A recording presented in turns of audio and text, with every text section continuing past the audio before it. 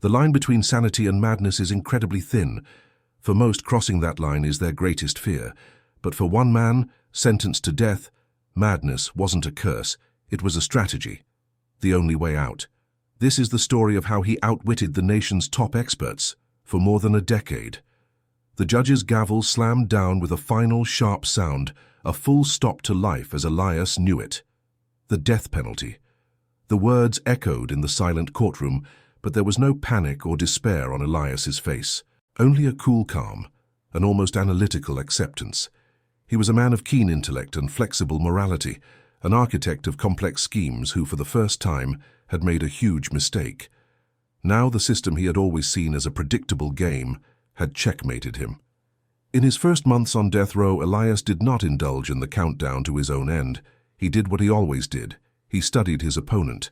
His opponent now was the state itself, with its laws, procedures, and, most important, its loopholes. And he found the most fundamental loophole of all, a humanitarian principle that would become his weapon. A man cannot be executed if his mind does not comprehend the punishment inflicted on him. A madman cannot, by law, face capital punishment. The decision was made in the solitude of his cell. It was not an act of hope, but of pure logic. If he could not win the game, he would change the board. He would no longer be Elias, the calculating criminal. He would become someone else. A broken man, a fractured mind, a ghost haunted by demons only he could see. Madness became his new project, his final masterpiece. His preparation was methodical. Using the prison's small library and books smuggled in by contacts, he devoured psychology manuals, studies on paranoid schizophrenia, dissociative disorders, psychosis. He learned the symptoms, the nuances, the words. He observed the few inmates with real mental illnesses, not to mock them but to learn. He studied their tics, the cadence of their speech, the blankness in their eyes. He was a method actor preparing for the role of a lifetime, and his stage was hell. He began his performance subtly, muttering to himself, outbursts of laughter for no reason, long periods of staring at a blank wall. At first the guards ignored him. He was just another prisoner cracking under the pressure. But Elias's performance grew more intense, more convincing. He created a backstory for his illness, a fictional childhood trauma, an imaginary brother with whom he argued incessantly. The first psychiatric evaluation was his first acid test.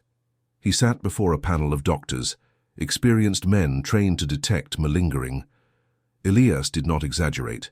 He presented the symptoms he had studied with frightening precision, mixing moments of apparent lucidity with complex delusions. The reports came back, as he had expected, inconclusive. The patient exhibits behavior consistent with acute psychosis, but the possibility of malingering cannot be ruled out. That was enough. The seed of doubt had been planted. After months of further evaluations and erratic behavior, the system gave in. Elias was declared mentally unfit to stand execution. His death sentence was stayed, and he was transferred from death row to a hell of a new kind, the state hospital for the criminally insane. The first part of his plan had worked. The hospital was a world apart, a place where time dissolved into a haze of medication and despair. If in prison, the threat was physical violence. Here it was the erosion of one's own identity. Elias was now surrounded by genuinely ill patients and a team of nurses and psychiatrists whose job it was to watch his every move. The performance could no longer be paused. It had to be constant 24 hours a day.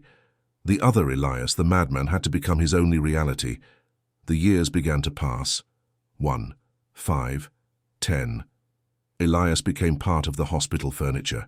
His routine was a cycle of therapy, medication, which he often hid and did not take, and long hours in his room.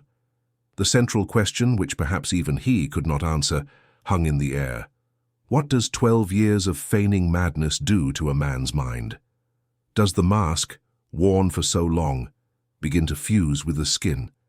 In his rare moments of absolute solitude in the dead of night, did he still remember who he was?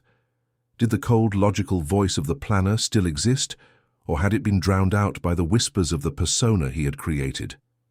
To understand the magnitude of Elias's farce, one must look at the case of Vicente, a patient who shared the same ward.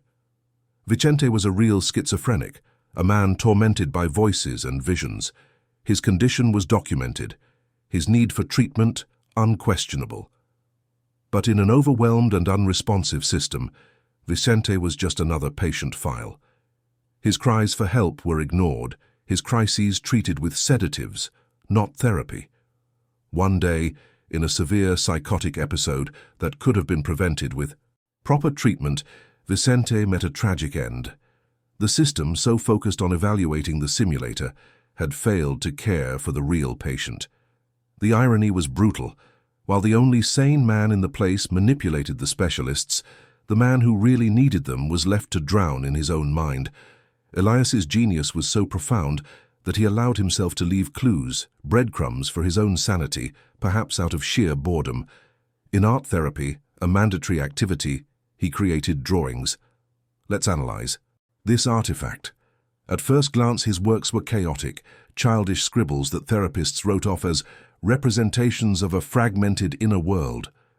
But a closer look, an analytical eye, reveals a pattern. In each of the 12 drawings he made over the course of a year, hidden in the lower right-hand corner, was a small, subtle noose, a symbol. This was not the ravings of a psychotic. It was the signature of a death row inmate, a macabre wink to himself, a constant reminder of what he had escaped. It was proof hidden in plain sight that the artist was in complete control of his work. The mask began to fall with the arrival of Dr. Lena. Young, brilliant, and an expert in psychopathy and malingering, she was appointed the hospital's new clinical director. She lacked the vices and fatigue of the older doctors. For her, Elias's case, considered by everyone to be chronic and hopeless, was a fascinating puzzle. She spent weeks reviewing the more than 2,000 pages of his medical records. And she noticed what no one else had noticed: consistency. Elias's madness was too perfect. His symptoms did not evolve, did not change, did not respond to medication. They were too consistent, like a script memorized for 12 years. She didn't confront him. That would have been an amateurish mistake. Instead, she started a new game of chess. The therapy sessions changed. She introduced new tests designed to provoke instinctive reactions, reflex tests, high-speed word association, tests, surprise stimuli. She wanted to force Elias's logical brain to react before the actor could step in. Elias, comfortable in his role after so long, may have underestimated the young doctor. He saw the sessions as just another routine performance. The mistake came in a trivial way. During a test, Dr. Lena showed Elias a series of images in rapid succession. In between pictures of butterflies and houses, she inserted an image of a chessboard with a complex checkmate move. For a split. Second, Elias's eyes moved, not with the confusion of a psychotic, but with the quick analysis of a seasoned player. He gave the faintest smile of appreciation for the move. It was a millisecond. But the high-definition camera, positioned discreetly in the room, captured it all. That tiny smile was the end of a 12-year charade. The final showdown was silent in a conference room. Dr. Lena didn't accuse him. She simply projected the video in slow motion onto the wall. It showed the moment, the tiny smile, the logical analysis in his eyes. She said nothing. She just waited. Elias watched the recording, and then, for the first time in more than a decade, he stopped acting. The tension in his shoulders relaxed. The frown on his face disappeared. He looked at Dr. Lena, and what she saw in his eyes was not defeat, but a deep weariness, almost a relief. The game was over. He didn't have to pretend anymore. Once he was declared sane, the legal process resumed. Elias was transferred from the psychiatric hospital back to the place he had left 12 years earlier, death row. The cell was the same, but the man was different. 12 years older, with graying hair at the temples and a look that contained the echo of 2 lives. He had won the battle, gaining more than a decade of life for himself. But in the end, the system won the war. Or did he win? The question that remains, the real sentence, is not the lethal injection that awaits him. It is the question that defines the title of this story. What did 12 years of feigning madness do to that man's mind? Did he have to kill the real Elias and become the character in order to survive? And now, back in forced sanity, who is he? A man who remembers being mad, or a madman who remembers being sane? He cheated death, but perhaps he lost his soul in the process.